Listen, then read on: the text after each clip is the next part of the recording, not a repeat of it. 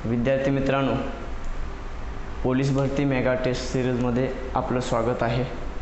आज आपण taste number 10 या टेस्टमधील मराठी व्याकरण आणि जीएसचं विश्लेषण पाहणार आहोत। तर बघूया प्रश्न क्रमांक 51, जितेंद्रिय या शब्दाचा समास कोणता? आता जितेंद्रिय या शब्दामध्ये दोन पद आहेत, एक जित आणि दुसरे इंद्रिय। आता याचं विश्लेषण केलं तर जित आहेत इंद्रिय,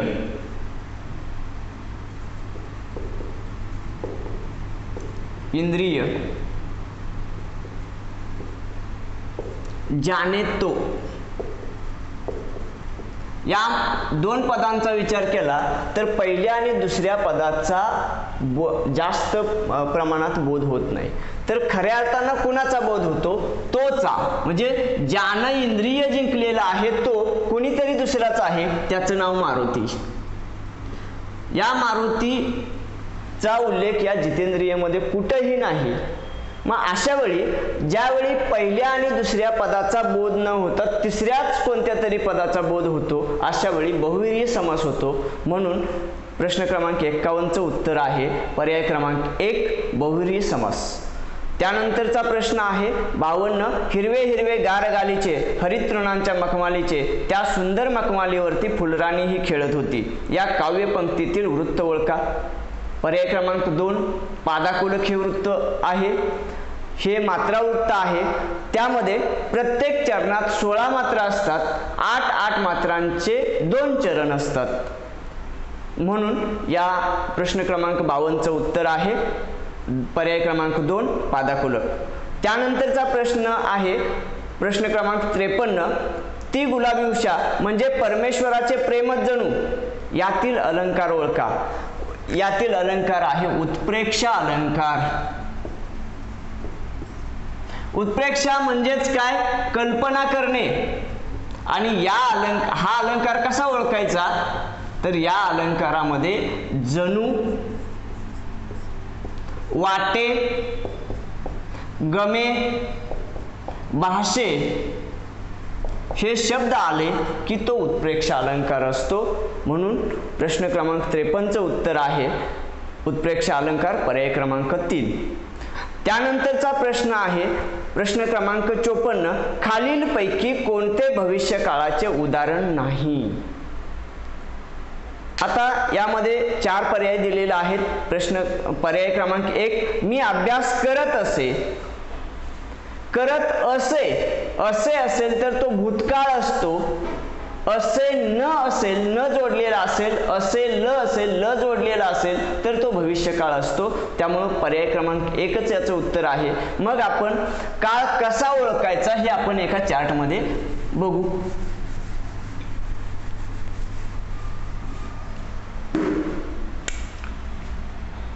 मुख्य काळ आपले वर्तमान काळ, भूतकाळ, भविष्यकाळ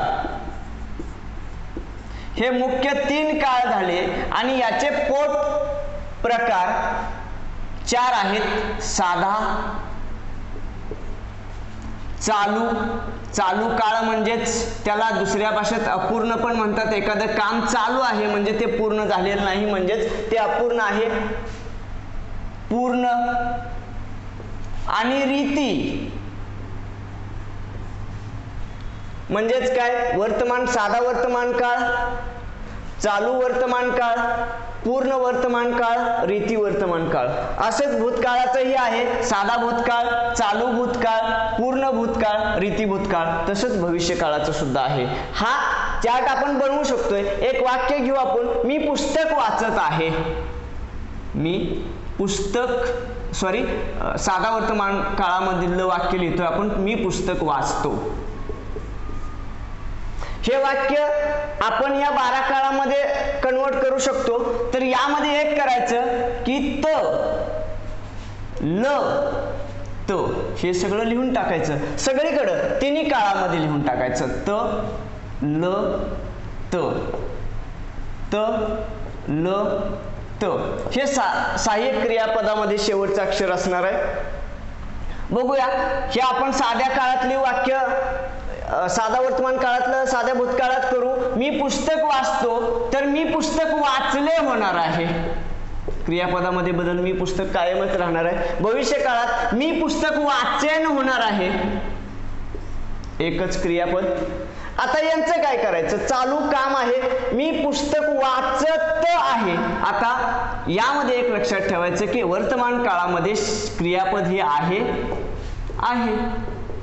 बघूया, भूतकाळामध्ये होतो,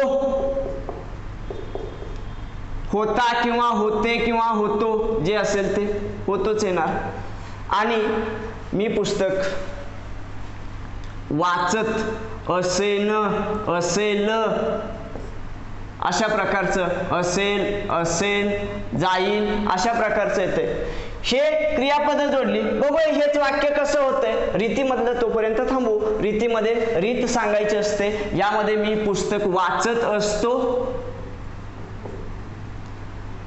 यामध्ये मी पुस्तक वाचत असे आणि मी पुस्तक वाचत जाईल. यामध्ये असतो, असे आणि जाईल हे वेगळं येईल. मात्र इथं आहे, होतो, असेल, आहे, होतो, असेल तसंच आहे. हेच वाक्य आपण बघूया प्रत्येक काळामध्ये. मी पुस्तक वाचतो, मी पुस्तक वाचत आहे, क्रियापदाचा खेळ आहे. साधा चालू काळ झाला किंवा अपूर्ण काळ झाला.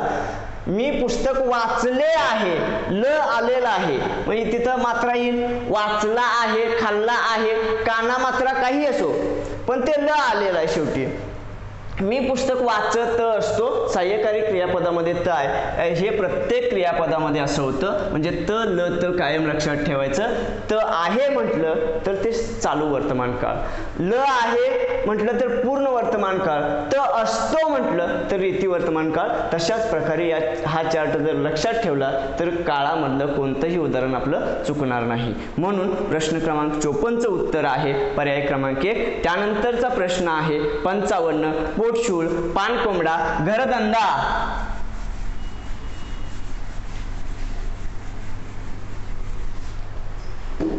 पोटशूळ, पानकोंबडा,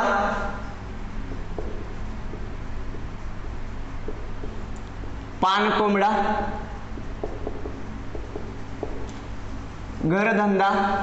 आता हे जे उदाहरण आहेत याचा विग्रह केला तर पोटातील शूळ, पाण्यातील कोंबडा, घरातील धंदा, हे कुणाची उदाहरणं आहेत, कोणत्या विभक्ती प्रत्यय लाभलेले आहेत, तर ती सप्तमी तत्पुरुष म्हणजे सप्तमी मधील तई आ तया यामधील विभक्ती प्रत्यय लाभलेला आहे. सप्तमी तत्पुरुष समासाचं उदाहरण आहे. विभक्ती तत्पुरुष समासामधला सप्तमी तत्पुरुष आहे. म्हणून प्रश्न क्रमांक 55चं उत्तर आहे पर्याय क्रमांक 3. त्यानंतरचा प्रश्न आहे 56. जीवाची मुंबई करणे याचा योग्य अर्थ निवडा. पर्याय क्रमांक 3 आहे मौज मजा करणे. प्रश्न क्रमांक 57. 18 गुणांचा खंडोबा या वाक्प्रचाराचा विरुद्ध अर्थाचा वाक्प्रचार कोणता? आता 18 गुणांचा खंडोबा याचा अर्थ काय? लबाड माणूस, दादांत खोटं बोलणारा माणूस. मग याच्या विरुद्ध अर्थाचा माणूस सज्जन माणूस असला पाहिजे, शहाणा माणूस असला पाहिजे, खरं बोलणारा माणूस असला पाहिजे. मग तसा असणारा शब्द या पर्यायामध्ये आहे पर्याय क्रमांक 2 अल्लाची गाय. सद्गुणी माणूस, अल्लाची गाय. म्हणून प्रश्न क्रमांक 57चं उत्तर आहे पर्याय क्रमांक 2. त्यानंतर प्रश्न क्रमांक 58 आहे लंकेची पार्वती या वाक्प्रचाराचा खालीलपैकी कोणता अर्थ होतो? तर अंगावर एकही दागिना नसलेली स्त्री. पर्याय क्रमांक 2 आहे. प्रश्न क्रमांक 58चं उत्तर आहे पर्याय क्रमांक 2. त्यानंतरचा प्रश्न आहे 59. खालीलपैकी भाव्य प्रयोगाचे उदाहरण कोणते ते ओळखा. पर्याय क्रमांक 3 आहे रामाने रावणास मारले.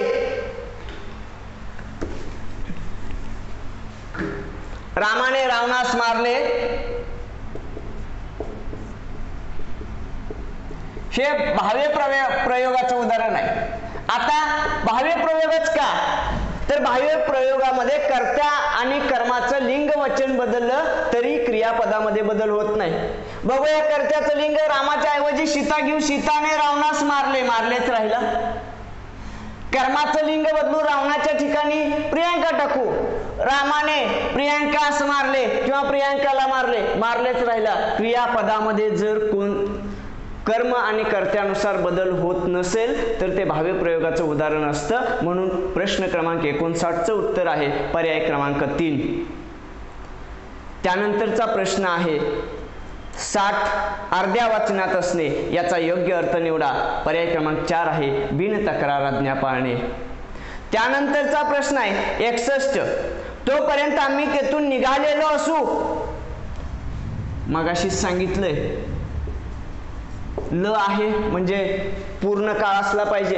असू म्हणजे भविष्य काळातलं बोल. असू म्हणजेच असेल अशा अर्थानं वापरलेलं असतं. म्हणून ते भविष्य काळातलं उदाहरण आहे पूर्ण भविष्यकाळ. पर्याय क्रमांक 4. त्यानंतरचा प्रश्न आहे 62 पुढील पैकी मिश्र वाक्याचे उदाहरण शोधा. पर्याय क्रमांक 1 आहे जे चकाकते ते सोने नसते. मिश्र वाक्यामध्ये जे ते, जर तर, जेव्हा तेव्हा हे शब्द आले की ते मिश्र वाक्य असतं. म्हणून प्रश्न क्रमांक 62चं उत्तर आहे पर्याय क्रमांक 1. त्यानंतरचा प्रश्न आहे 63 एका खांबावर टिंब म्हण पूर्ण करा. तर एका खांबावर द्वारका आणि असा पर्याय आहे पर्याय क्रमांक 4. म्हणून प्रश्न क्रमांक 63चं उत्तर आहे पर्याय क्रमांक 4. त्यानंतरचा प्रश्न आहे प्रश्न क्रमांक 64 तो परीक्षेत उत्तीर्ण झाला या वाक्याचा प्रकार कोणता. तो परीक्षेत उत्तीर्ण झाला यामध्ये कर्ता एकच आहे, क्रियापद सुद्धा एकच आहे आणि ज्या वाक्यामध्ये कर्ता आणि क्रियापद एकच असतं ते वाक्य केवल वाक्य असतं. म्हणून प्रश्न क्रमांक 64चं उत्तर आहे पर्याय क्रमांक 3 केवल वाक्य. त्यानंतरचा प्रश्न आहे 65 अमृताहूनही गोड नाम तुझे देवा या ओळीतील अलंकार टिंब आहे. पर्याय क्रमांक 3 आहे व्यतिरेक. ज्या अलंकारामध्ये उपमानापेक्षा उपमेय वरचढ आहे असं दाखवलेलं असतं तो अलंकार व्यतिरेक अलंकार असतो. खऱ्या अर्थानं अमृत हे गोड असतं परंतु त्या अमृतापेक्षा सुद्धा देवाचं नाव गोड आहे असं सांगितलेलं आहे. म्हणून तेथे व्यतिरेक अलंकार पर्याय क्रमांक 3. त्यानंतरचा प्रश्न आहे 66 प्रत्येक चरणात 14 अक्षरे असल्यास पुढील पैकी कोणते वृत्त मानावे. पर्याय क्रमांक 3 आहे वसंत तिलका. आता वसंत तिलकामध्ये 14 अक्षर असतात. इयत्ता 8व्या अक्षरावर येते ते अक्षर गणयुक्त आहे आणि त्यामध्ये असणारे गण आहेत त भ ज ज ग ग. म्हणून प्रश्न क्रमांक 66चं उत्तर आहे पर्याय क्रमांक 3 वसंत तिलका. त्यानंतरचा प्रश्न आहे 67 ज्या क्रियापदाला अर्थ पूर्ण होण्यास कर्त्याची कर्माची मुळीच गरज नसते केवळ क्रियापदानेच त्याचा अर्थ पूर्ण होतो अशा प्रयोगाला टिंब म्हणतात तर भाव कर्तरी प्रयोग म्हणतात.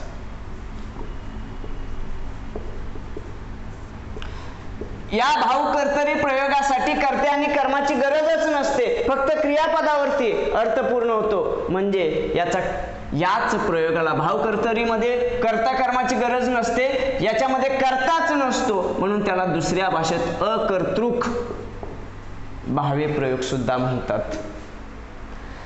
मग यामध्ये कर्ता कोण असतो. वाक्यामध्ये भाव जो व्यक्त केलेला आहे तोच कर्ता आहे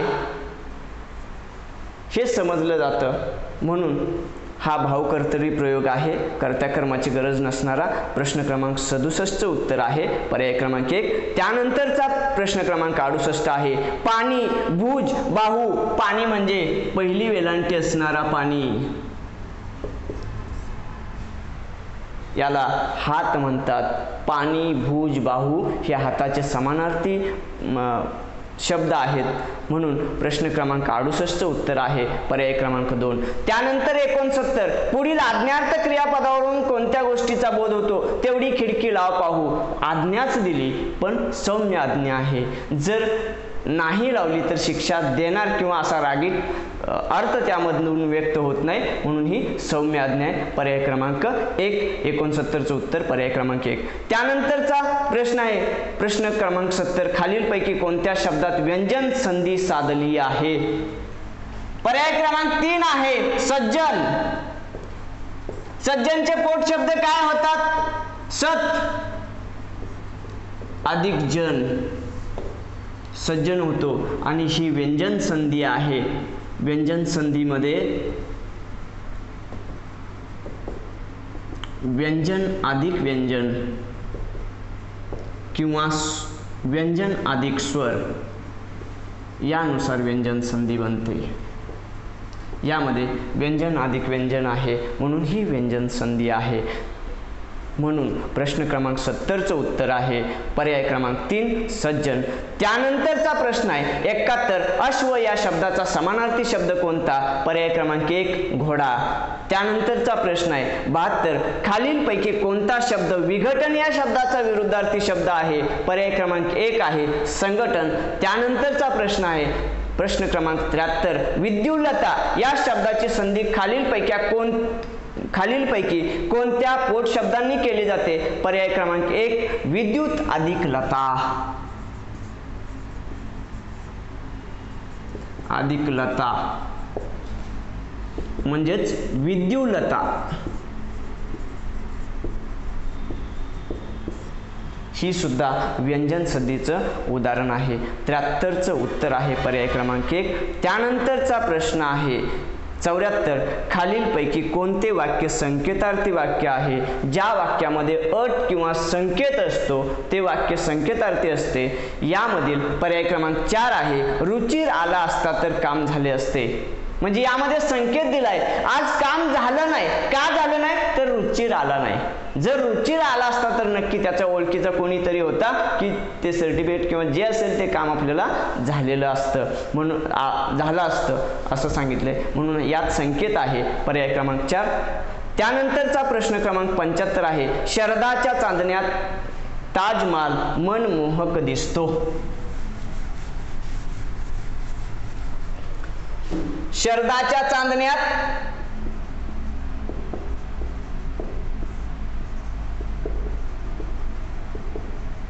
ताजमहाल मनमोहक दिसतो.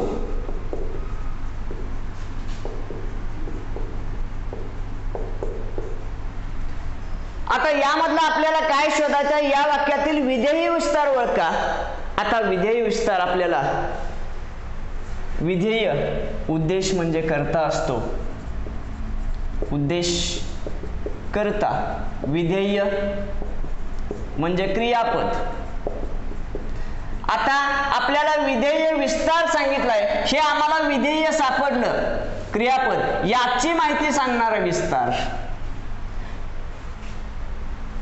कधी दिसतो? ताजमहाल मनमोहक दिसतो हे ठीक आहे पण कधी दिसतो? कधी दिसतो किंवा केव्हा दिसतो हा प्रश्न जेव्हा वेळ विचारतो त्यावेळी त्या प्रश्नाचं येणारं उत्तर हे आपला विधेय विस्तार असेल. मग ते काय आहे? शरदाच्या चांदण्यामध्ये मनमोहक दिसतो म्हणून हा विधेय विस्तार आहे. म्हणून प्रश्न क्रमांक 75चं उत्तर आहे पर्याय क्रमांक 1 शरदाच्या चांदण्यात. त्यानंतर आपण GS कडे वळतोय. प्रश्न क्रमांक 76 राज्य शासकीय सेवा व शिक्षणामध्ये 10% आरक्षण खुल्या प्रवर्गातील आर्थिक दुर्बलांना टिंब पासून लागू झाले. पर्याय क्रमांक 2 1 फेब्रुवारी 2019. त्यानंतरचा प्रश्न आहे प्रश्न क्रमांक 77 दिनांक 15 जानेवारी 2020 रोजी टिंब वा भारतीय भूसेना दिन साजरा झाला. पर्याय क्रमांक 1 72.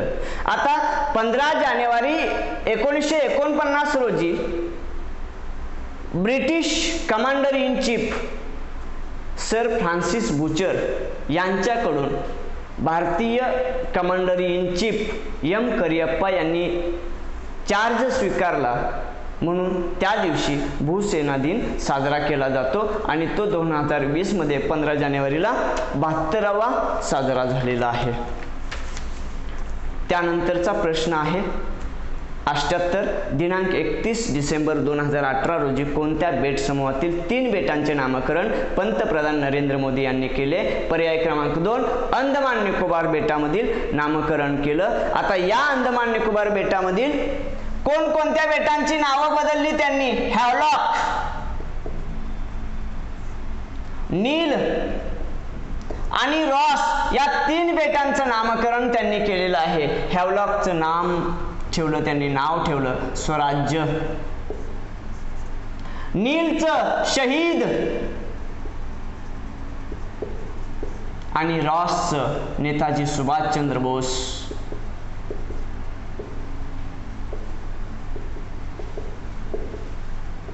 असं नामकरण केलं. लक्षात ठेवायला बरं आहे, रॉस बेटाचं नाव बोस. म्हणून प्रश्न क्रमांक 78चं उत्तर आहे पर्याय क्रमांक 2. त्यानंतरचा प्रश्न आहे 79 नेताजी सुभाषचंद्र बोस द्वीप असे टिंबटिंब बेटाला नाव दिलं तर पर्याय क्रमांक 3 रॉस. त्यानंतरचा प्रश्न आहे 80 31 डिसेंबर 1943 रोजी नेताजी सुभाषचंद्र बोस यांनी टिंबटिंब येथे तिरंगा फडकावला तर तो तिरंगा पोर्ट ब्लेअर या ठिकाणी फडकवलेला आहे. त्याला 75 वर्ष पूर्ण झाली म्हणून ह्या बेटांचं नामकरण केलेलं आहे. त्यानंतरचा प्रश्न आहे 81 जम्मू काश्मीरच्या घटनेमधील कलम टिंबटिंब मध्ये राज्यपाल राजवटीची तरतूद आहे. तर जम्मू काश्मीरची घटना वेगळी होती, आता रद्द केलेली आहे 370 कलम रद्द झाल्यामुळं. तर त्या जम्मू काश्मीर घटनेमधील 92व्या कलमामध्ये राज्यपाल राजवटीची तरतूद होती. मग जम्मू काश्मीरची घटना लिहिण्यासाठी कोणता कालावधी गेला, किती कालावधी गेला तर 1951 पासून 1956 पर्यंत जवळपास 5 वर्ष जम्मू काश्मीर राज्याची घटना लिहिण्यासाठी लागला. आणि त्यामध्ये 75 सदस्यांची निवड झाली होती, तीही प्रत्यक्ष निवडणुकीने झाली होती. आणि ते सर्वच्या सर्व उमेदवार जे निवडून आले ते नॅशनल कॉन्फरन्स या एकाच पक्षाचे निवडून आले होते. त्यांनी ती जम्मू काश्मीरची घटना लिहिलेली होती, हे लक्षात असू द्या. कारण भारतीय घटना लिहिण्यासाठी 2 वर्ष 11 महिने 18 दिवस लागले होते. म्हणजेच 9 डिसेंबर 1946 पासून 26 नोव्हेंबर 1949 पर्यंतचा काळ भारतीय म्हणजे आपल्या देशाची घटना लिहिण्यासाठी जवळपास 3 वर्ष गेली. आणि मात्र जम्मू काश्मीर या राज्याची घटना लिहिण्यासाठी 5 वर्ष लागलेली आहेत. म्हणून प्रश्न क्रमांक 81चं उत्तर आहे पर्याय क्रमांक 1 92. अजून या 81 मध्ये 356 कलम ही दुसरा पर्याय दिलेला आहे. तर 356 कलम राष्ट्रपती राजवटीचा आहे, पण ते भारतीय राज्यघटनेमधील आहे, भारतीय संविधानामधील आहे. त्यानंतरचा प्रश्न क्रमांक 82 आहे कोणत्या योजनेनुसार भारताला स्वातंत्र्य मिळालं. तर भारताला स्वातंत्र्य माउंटबॅटन योजनेनुसार मिळालं. आणि भारताचं संविधान हे कॅबिनेट मिशन योजनेप्रमाणे म्हणजेच त्रिमंत्री योजनेप्रमाणे लिहिलेलं आहे. म्हणून प्रश्न क्रमांक 82चं उत्तर आहे पर्याय क्रमांक 2 माउंटबॅटन. त्यानंतरचा प्रश्न आहे 83 अमेरिकेतील भारतीय स्वतंत्रता पक्षाच्या उपक्रमात कोणती व्यक्ती पीर खान या नावाने सहभागी झाली होती. तर पर्याय क्रमांक 1 आहे पांडुरंग सदाशिव खानखोजे. हे पीर खान या नावाने सहभागी होते. आता लक्षात ठेवण्यासारखं पांडुरंग खानखोजे हे जे आहेत खानखोजे हेच पीर खान या नावाने सहभागी होते. पीर खान मध्ये खान आहे आणि खानखोजे मध्ये खान आहे, लक्षात ठेवायला बरं आहे. म्हणून प्रश्न क्रमांक 83चं उत्तर आहे पर्याय क्रमांक 1. त्यानंतरचा प्रश्न आहे प्रश्न क्रमांक 84 पुलवामा आत्मघातकी हल्ला कोणत्या दिवशी झाला.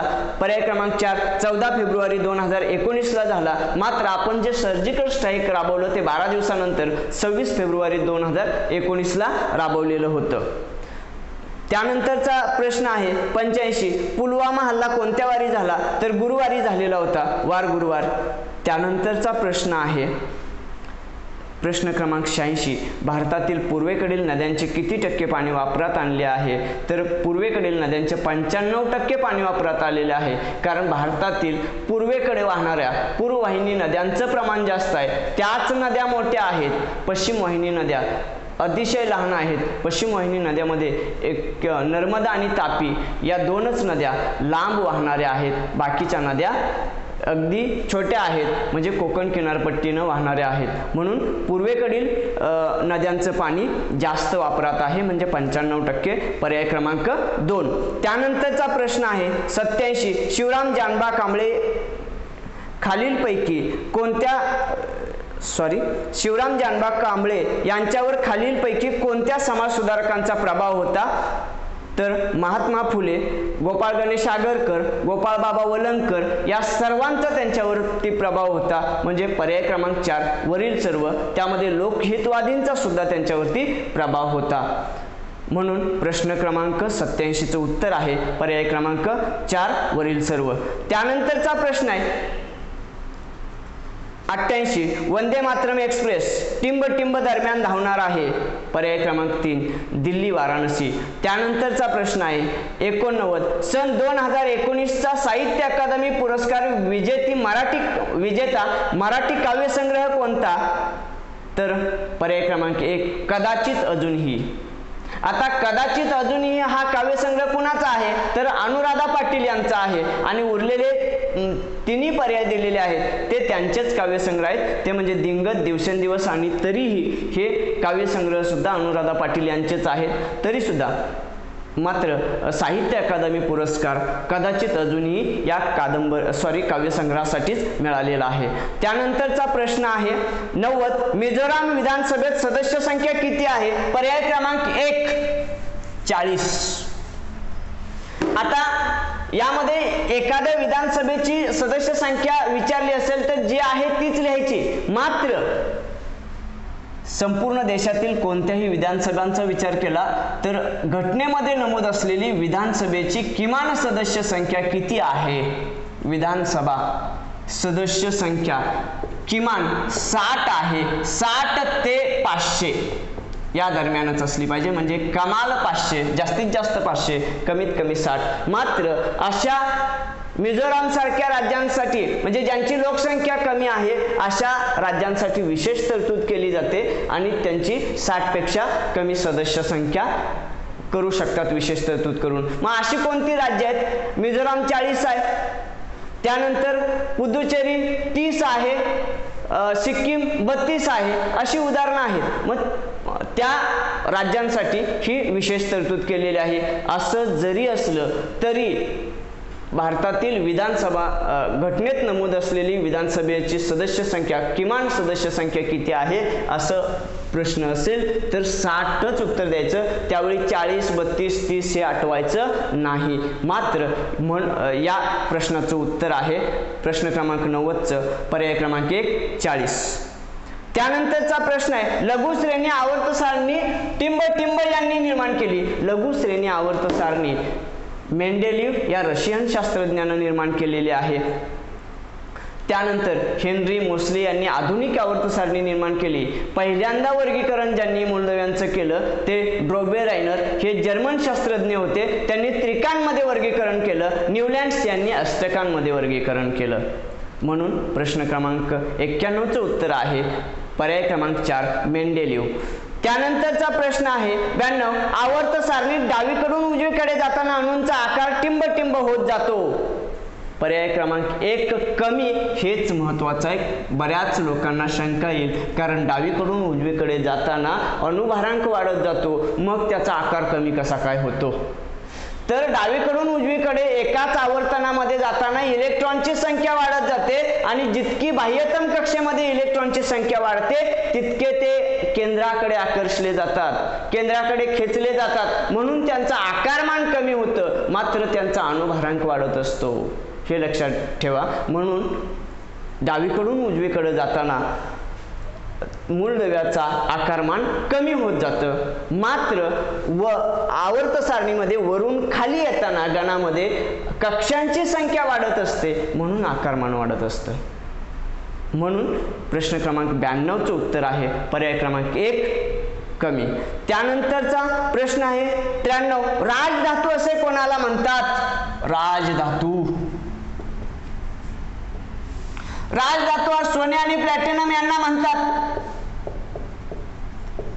यांना राजधातू का म्हणतात? तर हे एक द्रावण सोडून कोणत्याही द्रावणामध्ये विरघळत नाहीत. मग ते या कोणत्याही द्रावणामध्ये न विरघळणारे धातू आहेत. यांना विरघळवणार जे द्रावण आहे त्याला आम्लराज म्हणतात. म्हणजेच ॲक्वारेजिया. आम्लराज मध्ये काय असतं? HCl आणि HNO3. यांचं एकाच 3 प्रमाणातलं सहत द्रावण असतं, यामध्येच हे सोने आणि प्लॅटिनम विरघळतात. हा प्रचंड क्षरणकारी वाफाळणारं हे द्रावण आहे, यामध्येच विरघळतात. हे दुसरे कशामध्येही विरघळत नाहीत, म्हणून यांना राजधातू म्हणतात. मग 93चं पर्याय बघितले तर पर्याय क्रमांक 1 सोने आहे, दुसरा चांदी आहे, तिसरा प्लॅटिनम आहे. तर चांदी सोडला तर सोने आणि प्लॅटिनम आहे, तर पर्याय क्रमांक 4 आहे 1 व 3. म्हणून प्रश्न क्रमांक 93चं उत्तर आहे 1 व 3. त्यानंतरचा प्रश्न आहे 94. अणुकेंद्रकाचा शोध कोणी लावला? पर्याय क्रमांक 2 रुदरफोर्ड. त्यानंतरचा प्रश्न आहे पाण्यात कोणती जीवनसत्वे विरघळतात? पर्याय क्रमांक 2 ब आणि क. पाण्यात विरघळणारी जीवनसत्व कोणती आहेत? ब आणि क. ब जीवनसत्वाचा समूह,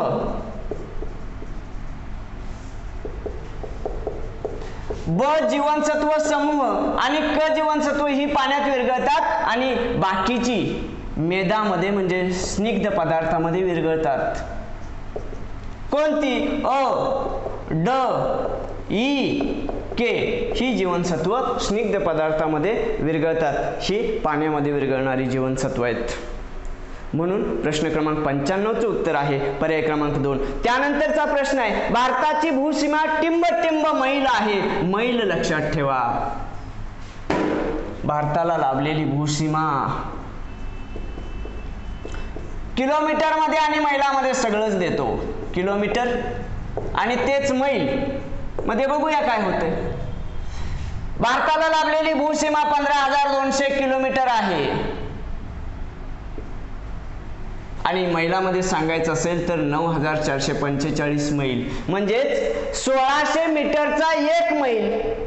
याप्रमाणे हा आकडा कमी होतो. त्यानंतर भारताची पूर्व पश्चिम लांबी किती आहे? तर भारताची पूर्व पश्चिम लांबी आहे 2,933 किलोमीटर. मग ती मैलामध्ये करायची असेल तर 1,822 मैल.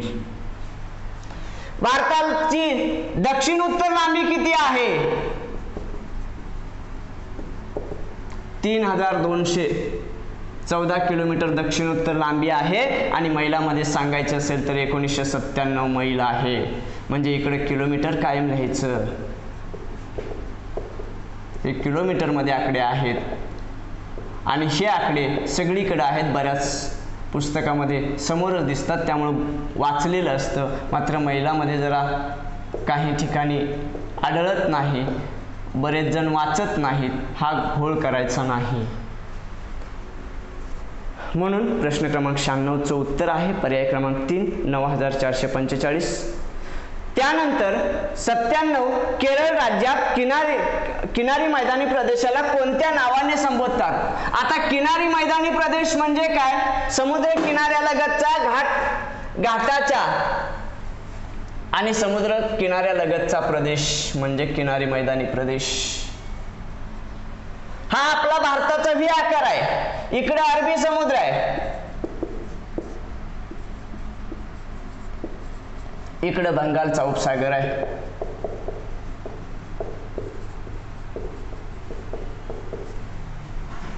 हा अरबी समुद्राला समांतर असणारा पश्चिम घाट आहे. बंगालच्या उपसागराला समांतर असणारा हा पूर्व घाट आहे. अरबी समुद्र आणि पश्चिम घाट यांच्या मधला चिंचोळा पट्टा हा किनारी मैदानी प्रदेश. पूर्व घाट आणि बंगालचा उपसागर यांच्या मधला चिंचोळा पट्टा हा सुद्धा किनारी मैदानी प्रदेश म्हणून ओळखला जातो. म्हणजे समुद्र किनारी लगतचा प्रदेश आहे. या प्रदेशामध्ये, या किनारी प्रदेशाला प्रत्येक राज्यामध्ये त्यांच्या स्थानिक नावानं ओळखलं जातं. मग ती नावं कोणती? आमच्या महाराष्ट्रात त्याला कोकण म्हणतात. या किनारी मैदानी प्रदेशाला गोव्यामध्ये कोकण म्हणतात, कर्नाटकमध्ये कारवार किंवा कानडा म्हणतात. कानडा ही दोन्ही नावं कर्नाटकची आहेत. इथं आमचा केरळ आहे, केरळमध्ये त्याला मलबार म्हणतात. इथं तामिळनाडू आणि इथं आंध्र प्रदेश आहे, दोन्ही राज्यामध्ये त्याला कोरोमंडल म्हणतात. आणि ओरिसामध्ये याच किनारी मैदानी प्रदेशाला उत्कल या नावानं ओळखतात. म्हणून प्रश्न क्रमांक 97चं उत्तर आहे पर्याय क्रमांक 1 मलबार. त्यानंतरचा प्रश्न आहे, कोणत्या पर्वताला डमरूसारखा आकार प्राप्त झालाय? तर पर्याय क्रमांक 3 आरवली पर्वताला डमरूसारखा आकार प्राप्त झालाय. नैऋत्य मोसमी वाऱ्यामुळे हा डमरूसारखा आकार प्राप्त झालेला आहे. त्यानंतर पर्याय प्रश्न क्रमांक 99 नर्मदा व तापी या नद्यांच्या मध्ये कोणता पर्वत आहे? तर नर्मदा व तापी या नद्यांच्या मध्ये सातपुडा पर्वत आहे. अशा बऱ्याच प्रश्नांचे उत्तर देणारे एक शॉर्टकट आहे. महाराष्ट्रामध्ये उत्तरेकडून दक्षिणेकडे जाताना महाराष्ट्रात किंवा मध्य प्रदेशमधून खाली म्हटलं तरी चालतं, उत्तरेकडून दक्षिणेकडे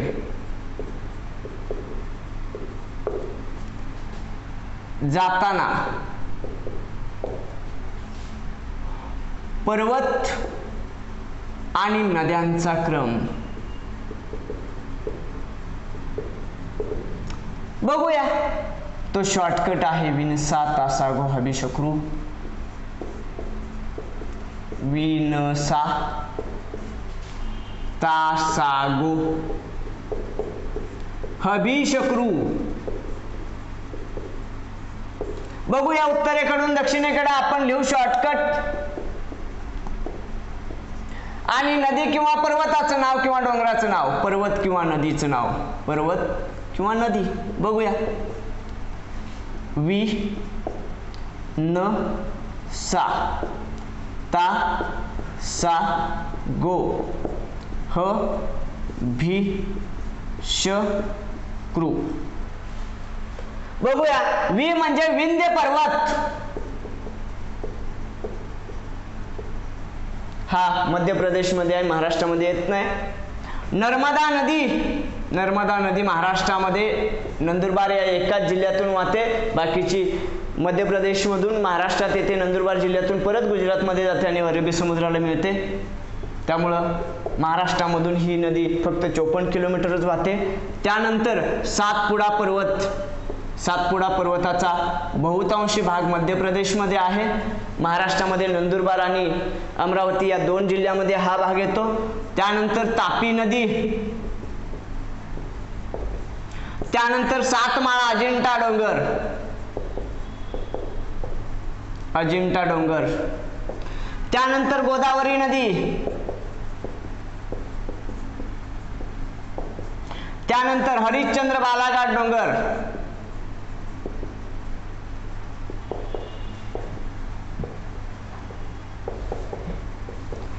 त्यानंतर भीमा नदी आणि त्यानंतर शंभू महादेव डोंगर,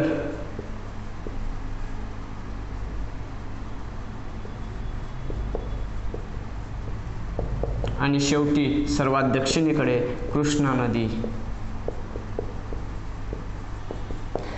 आता आम्हाला प्रश्न क्रमांक 99 मध्ये नर्मदा व तापी या नद्यांच्या मध्ये कोणता पर्वत आहे? इथं नर्मदा नदी आहे, इथं तापी आहे, दोन्हींच्या मध्ये सातपुडा पर्वत आहे. उत्तर मिळालं. या प्रश्नाचं काय, विंचा तासागो हबिशक्रू हे जर पाठ केलं तर 225 ते 230 प्रश्न यामध्ये निर्माण होतात, त्यांची उत्तर मिळतात. ते कसं आपण बघू. ह्या तिन्हींचा विचार करू आपण. विंध्य पर्वत आणि सातपुडा पर्वत यांच्यामध्ये कोणती नदी आहे? नर्मदा नदी. या तिन्हींचा विचार केला तर आपण एक, नर्मदा नदीच्या दक्षिणेला कोणता पर्वत आहे? सातपुडा पर्वत. नर्मदा नदीच्या उत्तरेला कोणता पर्वत आहे? विंध्य पर्वत. कोणत्या नदीनं विंध्य पर्वत आणि सातपुडा पर्वताला विभागलेला आहे? असे 4 ते 5 प्रश्न इथंच झाले. हे जर क्रमानं इथं 10 संख्या आहे इथंपर्यंत आलं तर 225 प्रश्नांची उत्तर आपल्या एका शॉर्टकटमध्ये देता येतात. म्हणून प्रश्न क्रमांक 99चं उत्तर आहे पर्याय क्रमांक 1 सातपुडा. त्यानंतर शेवटचा प्रश्न आहे 100. नागपूर हे शहर महाराष्ट्रात समाविष्ट होण्यापूर्वी कोणत्या राज्याची राजधानी होती? तर नागपूर हे शहर मध्य प्रदेश राज्याची राजधानी होती. कारण विदर्भ हा मध्य प्रदेशमध्ये होता. मध्य प्रदेशमध्ये मधून फोडून आम्हाला विदर्भ वेगळा पाहिजे होता, असा विदर्भवाद्यांची चळवळ चालू होती. त्याच वेळी संयुक्त महाराष्ट्राची चळवळ चालू होती आणि मग विदर्भ हा मध्य प्रदेशमधून फोडला आणि संयुक्त महाराष्ट्राला जोडला.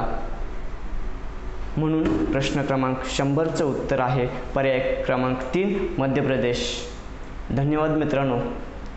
आज आपण मराठी व्याकरण आणि जनरल स्टडी या प्रश्नपत्रिका क्रमांक 10चं विश्लेषण केलेलं आहे.